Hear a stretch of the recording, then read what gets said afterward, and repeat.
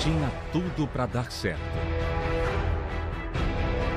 Mas deu errado. Certamente você já ouviu essa expressão antes.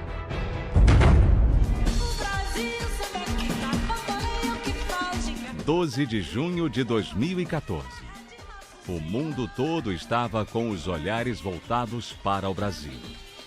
O país era o escolhido para sediar um dos maiores eventos esportivos, a Copa do Mundo. Tudo foi planejado e preparado com antecedência, desde a construção de estádios, a questão da segurança, a preparação dos atletas e muitas outras obras.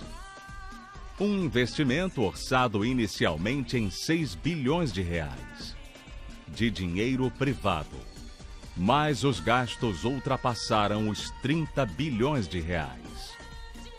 Independentemente dos gastos, a maioria dos brasileiros estava otimista, pois seria um momento em que o país poderia ter um retorno bastante positivo. O momento seria propício para aquecer a economia local, pois o número de empregos diretos e indiretos aumentaria, favorecendo vários setores da economia brasileira. Sem contar que os astros do futebol estariam jogando em casa, e o favorito ao título com certeza seria o Brasil. A preparação dos atletas não poderia ser melhor.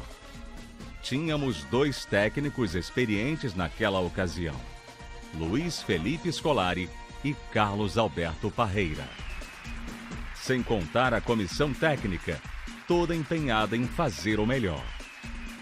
Entre os jogadores que brilhavam nos gramados fora do país, tínhamos a estrela do time, Neymar. Nada podia dar errado. Seleção bem preparada. Jogos em casa, torcida a favor. A única e exclusiva preocupação naquele momento era parar o serviço mais cedo e correr para frente da TV para ver a seleção fazer bonito em campo. 8 de julho de 2014. Entram em campo Brasil e Alemanha pela semifinal da Copa do Mundo. Data que certamente a maioria dos brasileiros procura arriscar de suas vidas. Foram 64 anos de espera. E durante 5 jogos, a seleção brasileira fez seu papel. Com futebol bonito ou não, alcançou as semifinais. Mas o Brasil conseguiu permanecer no gramado do Mineirão por exatos 9 minutos sem levar um gol. A partir daquele instante, se iniciou o maior vexame da história do futebol brasileiro. A pior derrota do selecionado nos seus 100 anos de história. Em casa. Na Copa que tinha como objetivo claro o término da maldição de 1950, a equipe foi humilhada pela Alemanha. 7-1. Gol brasileiro só de Oscar, bem no final do jogo como consolação. No Mineirão, muitos brasileiros choravam e se lamentavam pela derrota. Mas aplaudiram os adversários em pé. Foi a pior derrota da história do Brasil em Copas desde 1919. O que dizer de uma seleção que era a favorita até mesmo em casa de apostas? O que faltou para que tudo que parecia estar dando certo desse tão errado? Deste cenário podemos tirar uma grande lição para nós hoje.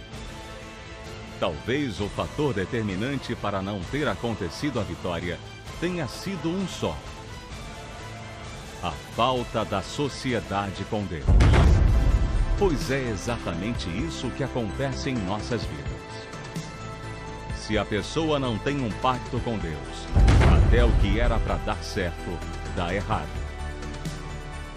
Mas a partir do momento que a pessoa faz essa sociedade com Deus, tudo que era para dar errado, dá certo. Pense nisso e tome hoje mesmo a sua atitude.